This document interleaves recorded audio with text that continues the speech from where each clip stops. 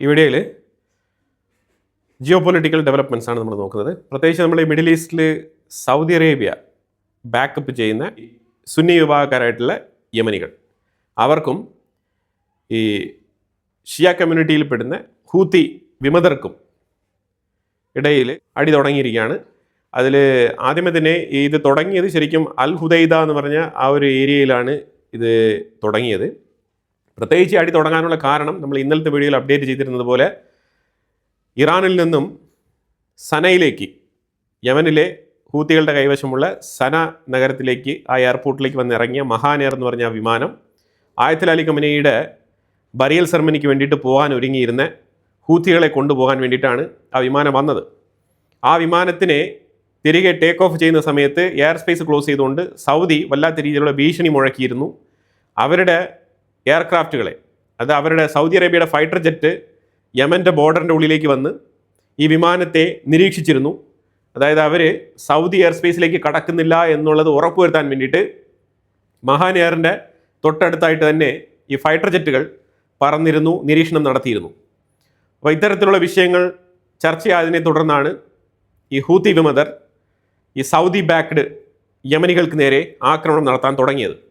അപ്പോൾ ഇതിനെ തുടർന്ന് നല്ല രീതിയിലുള്ള അറ്റാക്കാണ് അങ്ങോട്ടും ഇങ്ങോട്ടും നടക്കുന്നത്.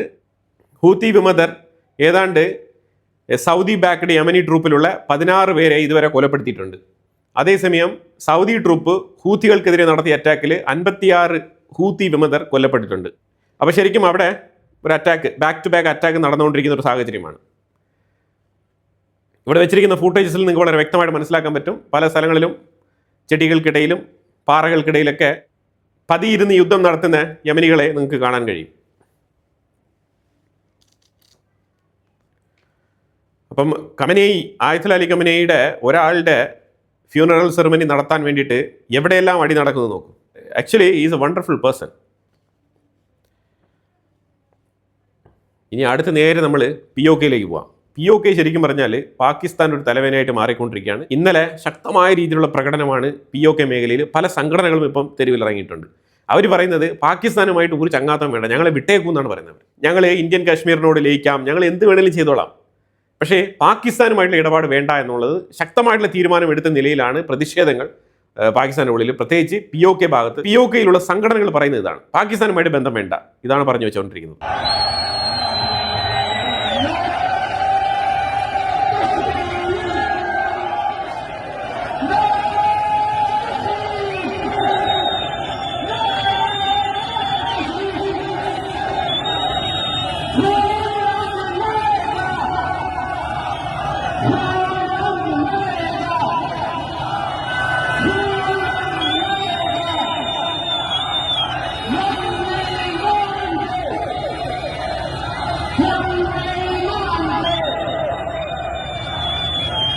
ഞങ്ങളുടെ ലാൻഡ് ഞങ്ങൾ സംരക്ഷിച്ചോളാം, നിങ്ങൾ കൂടുതൽ ഇങ്ങോട്ട് വന്ന് ഞങ്ങളെ ഭരിക്കാതിരുന്നാൽ മാത്രം മതി എന്നുള്ള രീതിയിൽ നിലപാടെടുത്ത് മുന്നോട്ട് പോവുകയാണ് POKയിലുള്ള സംഘടനകൾ. പാകിസ്ഥാൻ ഒരു സൈഡിൽ POK മേഖലയെ സമാധാനിപ്പിക്കണം, അഫ്ഗാനിസ്ഥാനെതിരെ ആക്രമണങ്ങൾ നടത്തുന്നത് പോലെയുള്ള ഒരു ആക്രമണം POK മേഖലയിൽ നടത്താൻ കഴിയുകയില്ല. നമ്പർ 1. അഫ്ഗാനിസ്ഥാനിൽ നിന്നും പാകിസ്ഥാനെതിരെയുള്ള അറ്റാക്കുകൾ വരാൻ സാധ്യതയുണ്ട്. അപ്പോൾ അത് ഒരു മുൻകരുതൽ നടപടി എന്നുള്ള നിലയിൽ അഫ്ഗാനിസ്ഥാൻ ബോർഡറിൽ നിരവധി ടാങ്കുകളെ കൊണ്ട് നിരത്തി വെച്ചിരിക്കുകയാണ്, ആർട്ടിലറി ടാങ്ക്സ്. ഇതിനിടയ്ക്ക് ഖ്വാജ ആസിഫ് എന്ന് പറയുന്നത് പാകിസ്ഥാൻ്റെ ഡിഫൻസ് മിനിസ്റ്ററാണ്. പുള്ളിക്കാരൻ ഇന്ത്യൻ പ്രധാനമന്ത്രി സെയ്ഷൽസ് എന്ന് പറഞ്ഞ വിസിറ്റ് ചെയ്തതുമായിട്ട് ബന്ധപ്പെട്ട് ഒരു ക്രിറ്റിസിസം, അപ്പോൾ ആ ക്രിറ്റിസിസത്തിനെതിരെ ഇന്ത്യ പ്രതികരിച്ചിട്ടുണ്ട്. ഇന്ത്യ പറഞ്ഞിരിക്കുന്നത് ശരിക്കും ഖ്വാജ ആസിഫ് മെൻ്റലി സ്റ്റേബിൾ അല്ല, അയാളിങ്ങനെ പലതരത്തിലുള്ള വിചിത്രമായിട്ടുള്ള സ്റ്റേറ്റ്മെൻറ്റുകളൊക്കെ പറയാറുണ്ട്, അത് പണ്ട് മുതലേ പുള്ളിക്കൊരു ശീലമാണ്, കാരണം ഞങ്ങളതിനെ വലിയ രീതിയിൽ ഗൗരവത്തിൽ എടുക്കുന്നില്ല എന്നുള്ള ഒരു സ്റ്റേറ്റ്മെൻറ്റ് പറഞ്ഞിട്ടുണ്ട്. അപ്പോൾ ഈ മെൻ്റലി അൺസ്റ്റേബിൾ എന്ന് പറഞ്ഞ വിഷയത്തിനെതിരെ ഖ്വാജ ആസിഫ് പറഞ്ഞിരിക്കുന്നത് ഇന്ത്യ ഇത്തരത്തിലുള്ള പ്രതികരണം ചെയ്യാൻ പാടില്ല, അതത്ര മാന്യമായിട്ടുള്ള രീതിയിലുള്ള പ്രതികരണമല്ല എന്നാണ് ഖ്വാജ ആസിഫിൻ്റെ നിലപാട്. ആ നിലപാട് ഇപ്പോൾ നമുക്കെന്തിനാണ്, നമ്മൾ പറയേണ്ട വിഷയം പറഞ്ഞിട്ടുണ്ട്, കാര്യം കഴിഞ്ഞു, നമ്മൾ മുന്നോട്ട് പോവുകയാണ്. ജപ്പാൻ ഇന്നലെ ഇറാൻ്റെ അടുത്ത് നിന്ന് എണ്ണ വാങ്ങിക്കാൻ ഞങ്ങൾ തയ്യാറാണ്, കാരണം ഇപ്പം ഇറാന് വിലക്കില്ലല്ലോ, അപ്പോൾ എണ്ണ വാങ്ങിക്കാമല്ലോ. അപ്പോൾ ആ സാഹചര്യത്തിൽ ജപ്പാൻ പറഞ്ഞിരിക്കുന്നത് ഇറാൻ്റെ സൈഡിൽ നിന്നും എണ്ണ വാങ്ങിക്കാൻ ഞങ്ങൾ തയ്യാറാണ്. അപ്പോൾ ജപ്പാൻ ഇന്നൊരു ഓഫർ കൊടുത്തിട്ടുണ്ട് ഇറാൻ, അതായത് മറ്റുള്ള യൂറോപ്യൻ രാജ്യങ്ങൾ, അതേപോലെ മറ്റുള്ള ഇറാൻ്റെ ഫ്രണ്ട്സ് അല്ലാത്ത രാജ്യങ്ങൾ സ്ട്രേറ്റ് ഓഫ് ഹോർമൂസിലൂടെ കടന്നു പോകുമ്പോൾ 60 ദിവസത്തിന് ശേഷം ഞങ്ങൾ ടോൾ പിരിച്ച് തുടങ്ങും. പക്ഷേ ജപ്പാന് ഞങ്ങൾ ഓഫർ കൊടുക്കുകയാണ്. ടോൾ തരാതെ തന്നെ ജപ്പാന് ഇതിലെ എണ്ണ കൊണ്ടുപോകാം. അങ്ങനെ ഒരു വലിയ ഓഫർ ഇറാൻ ജപ്പാന് നൽകുന്നുണ്ട്. ഇവിടെയാണ് ഒരു വളരെ വൈറ്റലായിട്ടുള്ള ഒരു സ്റ്റേറ്റ്മെൻറ്റുമായിട്ട് സിംഗപ്പൂരും ഇന്തോനേഷ്യയും വന്നിരിക്കുന്നത്. സിംഗപ്പൂർ ആൻഡ് ഇന്തോനേഷ്യ ഇവർ പറഞ്ഞിരിക്കുന്ന വൈറ്റൽ സ്റ്റേറ്റ്മെൻറ്റ് എന്താണെന്ന് പറഞ്ഞാൽ, ഇവർ കൊടുത്തിരിക്കുന്ന മെസ്സേജ് ഇറാനിട്ടാണ് കൊടുത്തിരിക്കുന്ന message. Iran straight of Hormuz നിങ്ങൾ കൺട്രോൾ എടുക്കുന്നതിൽ ഞങ്ങൾക്ക് യാതൊരു വിരോധമില്ല. അവിടെ നിങ്ങൾ പണപ്പിരിവ് നടത്താതിരിക്കും, അതും ഞങ്ങൾക്ക് പ്രശ്നമില്ല. പക്ഷേ എന്നും പറഞ്ഞിട്ട് നിങ്ങൾ സ്ട്രേറ്റ് ഓഫ് ഹോർമൂസിൽ പണപ്പിരിവ് നടത്തുന്നു എന്ന് പറഞ്ഞിട്ട് സ്ട്രേറ്റ് ഓഫ് മലാക്കയിൽ ഞങ്ങൾ പണമൊന്നും പിരിക്കില്ല കേട്ടോ, നിങ്ങളുടെ ചരക്ക് ഗതാഗതം മുന്നോട്ട് കൊണ്ടുപോകാൻ ഞങ്ങളൊരു തടസ്സവും പറയില്ല എന്നാണ് പറഞ്ഞിരിക്കുന്നത്. ഇറ്റ് മീൻസ് ഇത് ശരിക്കും ഇറാനിട്ട് പറഞ്ഞു വെച്ചൊരു വെപ്പാണ് ശരിക്കും. അതായത് നിനക്ക് ഉളുപ്പുണ്ടോ, ഈ സ്ട്രേറ്റ് ഓഫ് ഹോർമൂസ് വളരെ ഫ്രീ ആയിട്ട് കിടക്കുന്ന ഒരു സ്ട്രേറ്റ് ആണ്, അത് ഇറാൻ ബിൽഡ് ചെയ്തതല്ല, എന്നിട്ട് നീ അവിടെ ഇപ്പോൾ പണപ്പിരിവ് നടത്താൻ പോകുന്നതാണ് പറയുന്നത്. പക്ഷേ ഇവിടെ അതിനേക്കാളും നാരോ സ്ട്രേറ്റ് ആണ് സ്ട്രേറ്റ് ഓഫ് മലാക്ക. ചൈന ആയിക്കോട്ടെ, ഏഷ്യൻ സൈഡിലായിക്കോട്ടെ, ഓസ്ട്രേലിയ ആയിക്കോട്ടെ, പല രാജ്യങ്ങളും ഈ സ്ട്രേറ്റ് ഓഫ് മലാക്ക യൂസ് ചെയ്യേണ്ടതുണ്ട്. അപ്പോൾ ആ സാഹചര്യത്തിൽ സിംഗപ്പൂറും ഇന്തോനേഷ്യയും ഇതേപോലെ ഇപ്പം ഇറാനും ഒമാനും തമ്മിൽ ചർച്ച നടത്തിക്കൊണ്ട് ഞങ്ങൾ പണപ്പിരിവ് തുടങ്ങാൻ പോകുന്നു പറയുന്നില്ലേ, അതേ മാതൃകയിൽ ഇവർക്കും വേണമെങ്കിൽ അവതരിപ്പിക്കാം കാര്യങ്ങൾ. അപ്പോൾ ഇതിനെ രണ്ട് തരത്തിൽ നമുക്ക് എടുക്കാം. ഒന്നെങ്കിൽ അമേരിക്ക സിംഗപ്പൂരിനെയും ഇന്തോനേഷ്യയും വെച്ചിട്ട് ഈ ഒരു മെസ്സേജ് പറയിപ്പിച്ചതാവാം, നമ്പർ 1. രണ്ടാമത് ഇറാന് ഈ രാജ്യങ്ങൾ കൊടുക്കുന്ന ഒരു ഇൻഡയറക്റ്റ് മെസ്സേജും കൂടിയാവാം. ഒരുപക്ഷെ നാളൊരു സമയത്ത്, അതായത് ഹോർമോസ് പണപ്പിരിവ് നടത്തുന്നുവെങ്കിൽ സിംഗപ്പൂർ ഷിപ്പുകൾക്കും അതേപോലെ ഇന്തോനേഷ്യൻ ഷിപ്പുകൾക്കും സ്ട്രേറ്റ് ഓഫ് ഹോർമൂസിൽ ഒരു ചാർജ് ഉണ്ടാവാൻ പാടില്ല എന്നുള്ളതിൻ്റെ ഒരു സൂചനയും കൂടി ഇതിനകത്തുണ്ട്. അങ്ങനെ അഥവാ ചാർജ് ഈടാക്കുന്നുവെങ്കിൽ നാളെ ഞങ്ങൾക്കും പിരിക്കാനുള്ള അവകാശമുണ്ട്. നിങ്ങളുടെ കപ്പലുകൾ ഇതിലെ സ്ട്രേറ്റ് ഓഫ് മലാക്കയിലൂടെ കടന്നു പോകുമ്പോൾ ഞങ്ങൾ ഇടപെടും. ആ ഒരു ഇൻഡയറക്റ്റ് മെസ്സേജും കൂടി ഇതിനകത്തുണ്ട്. പക്ഷേ എനിക്കിതിനകത്ത് അമേരിക്കയുടെ ഇൻഫ്ലുവൻസ് ഉണ്ടാവാനുള്ള സാധ്യതയുണ്ടെന്നാണ് മനസ്സിലാക്കാം. ഇറാൻ ഒരു മെസ്സേജ് കൊടുക്കാൻ വേണ്ടിയിട്ട് അമേരിക്ക ഒരു പക്ഷേ അവരുടെ ഇൻഫ്ലുവൻസ് ഉപയോഗിച്ചുകൊണ്ട് ഈ സ്റ്റേറ്റ്മെൻറ്റ് സിംഗപ്പൂരിനെയും ഇന്തോനേഷ്യയും കൊണ്ട് പറയിപ്പിച്ചതാവാം. സൗദി അറാംകോ ഓഗസ്റ്റ് 1-ാം തീയതി മുതൽ മാർക്കറ്റ് വിലയിൽ നിന്നും ക്രൂഡ് ഓയിലിന് $11 കുറച്ച് കൊടുക്കും. ഡിസ്കൗണ്ടഡ് പ്രൈസ് ഓഫർ ചെയ്തിട്ടുണ്ട്. അതായത് എന്താണോ ഓഗസ്റ്റിലെ മാർക്കറ്റ് വില, ആ വിലയിൽ നിന്നും $11 കുറച്ച് കൊടുക്കും. ഡെസ്പറേറ്റ്ലി ഓയിൽ വിൽക്കാൻ വേണ്ടിയിട്ട് തീരുമാനിച്ചിരിക്കുകയാണ്. പ്രധാനപ്പെട്ട കാരണം UAE ഒപെക്കിൽ നിന്ന് പുറത്തു വന്നതാണ് സൗദി അറാംകോയെ കൊണ്ട് ഇത്തരത്തിലൊരു ഡിസ്കൗണ്ട് ഓഫർ ചെയ്യാൻ പ്രേരിപ്പിച്ചത്. അതുമാത്രമല്ല ഇറാഖ്, അപ്പുറത്തെ കോമ്പറ്റീറ്റർ ഇറാഖും ഒപെക്കിൽ നിന്നും പുറത്തു പോകും. അവരും അതിൻ്റെ തീരുമാനമെടുത്തു കഴിഞ്ഞു. ഒപെക് കൂട്ടായ്മയെ ക്രാഷ് ചെയ്ത് കളഞ്ഞിരിക്കുകയാണ് UAE. ആ ഒറ്റ രാജ്യം എടുത്ത തീരുമാനമാണ്. ഒപെക് ഇപ്പം എന്ത് ചെയ്യണമെന്നറിയാത്ത അവസ്ഥയിൽ നിൽക്കുകയാണ്.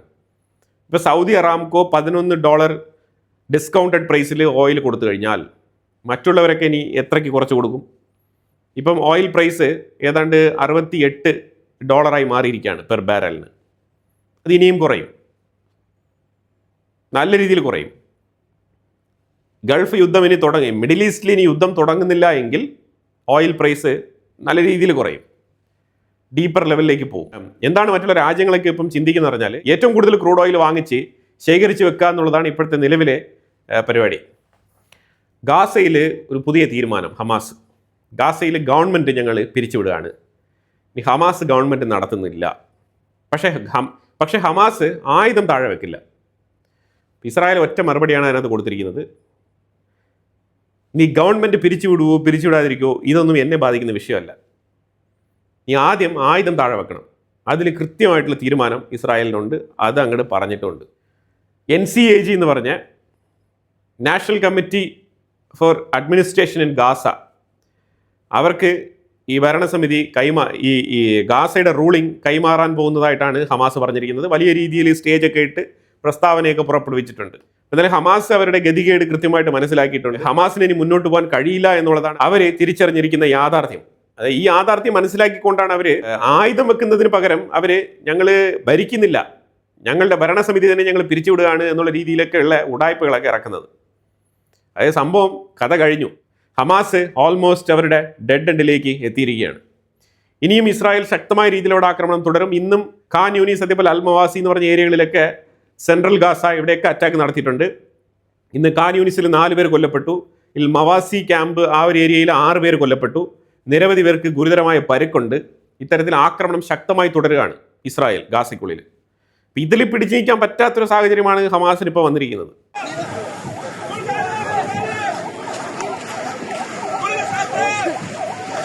استهداف سيارة بالقرب من مفترق أرسطبل.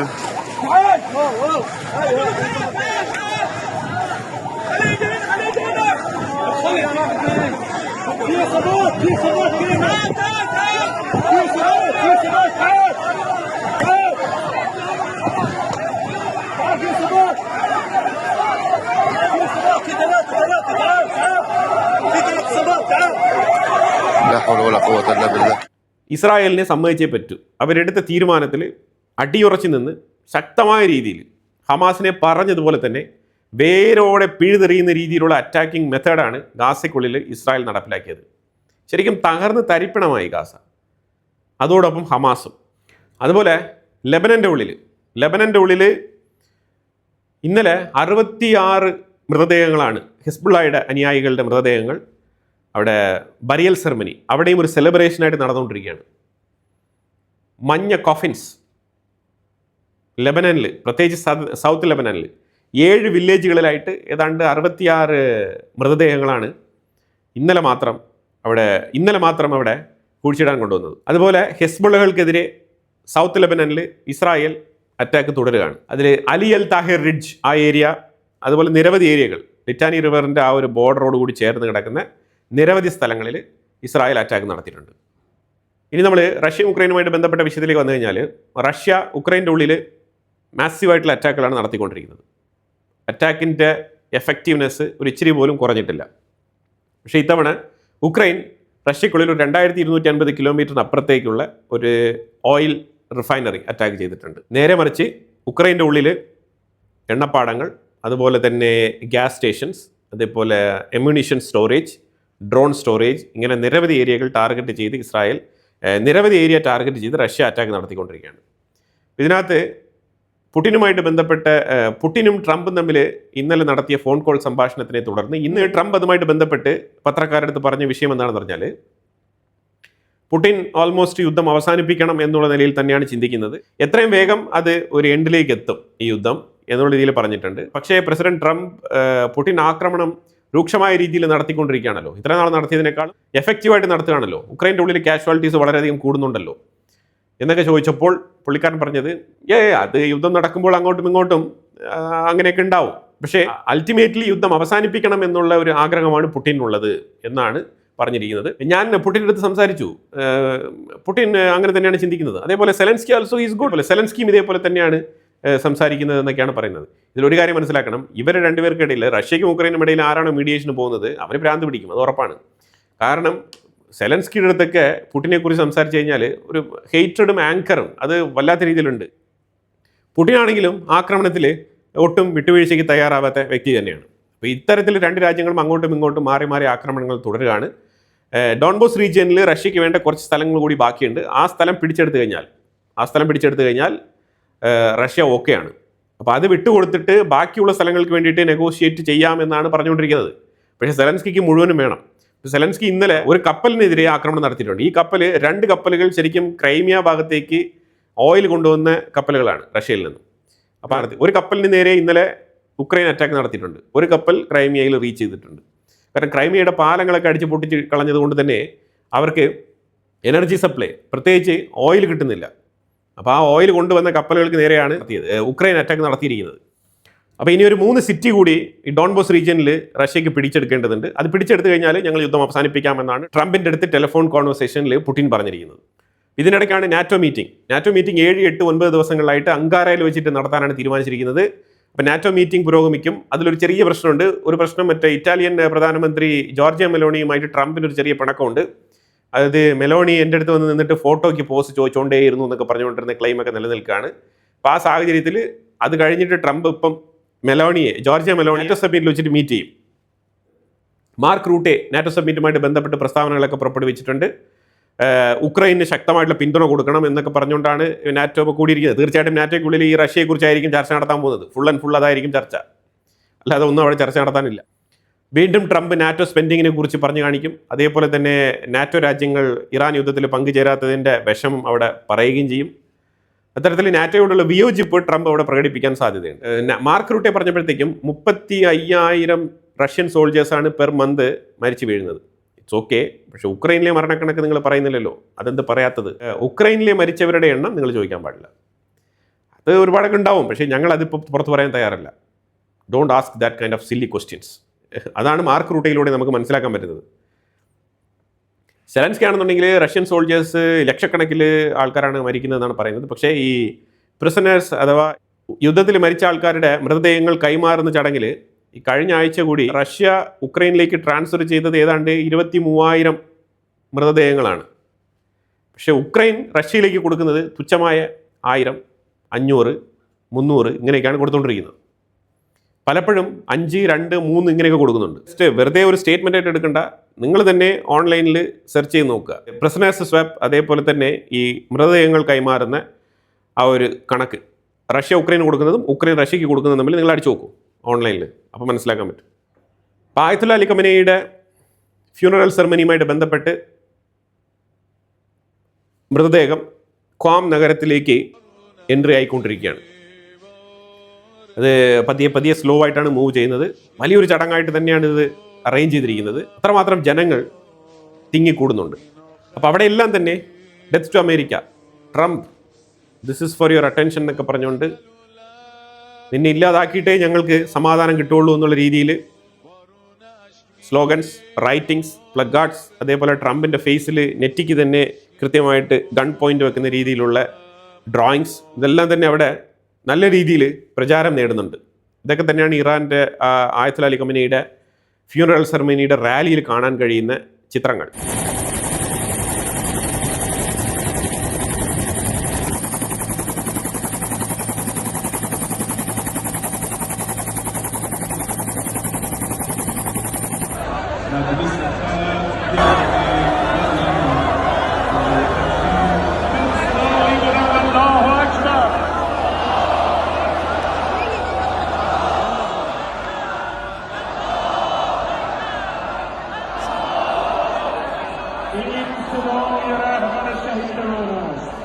അതുപോലെ വെനിസുലയിലേക്ക് പോയ Indian rescue team, medical team, അവരുടെ പ്രവർത്തനം, സേവനം അവിടെ തുടരുകയാണ്. അവിടെ മരിച്ചവരുടെ എണ്ണം 3000 കഴിഞ്ഞ് പൊയ്ക്കൊണ്ടിരിക്കുകയാണ്. അതേപോലെ തന്നെ പരിക്കേറ്റവരുടെ എണ്ണവും കൂടിക്കൊണ്ടിരിക്കുന്നുണ്ട്. അതുപോലെ 55,000 വീടുകളാണ് മൊത്തത്തിൽ ഇപ്പോൾ ഇതുവരെ തകർന്നിരിക്കുന്നത്, ഇതുവരെയുള്ള കണക്കനുസരിച്ച്. അപ്പോൾ എന്തായാലും കുറേ ഇമ്പോർട്ടൻ്റ് ആയിട്ടുള്ള വിഷയങ്ങളാണ് നമ്മൾ ഇതിനകത്ത് പങ്കുവച്ചത്. ഇതിനെക്കുറിച്ചുള്ള അഭിപ്രായങ്ങൾ കമൻറ്റ് ബോക്സിൽ രേഖപ്പെടുത്തുക. കൂടുതൽ വാർത്തകളുമായിട്ട് അടുത്ത വീഡിയോയിൽ വരാം. Thank you so much.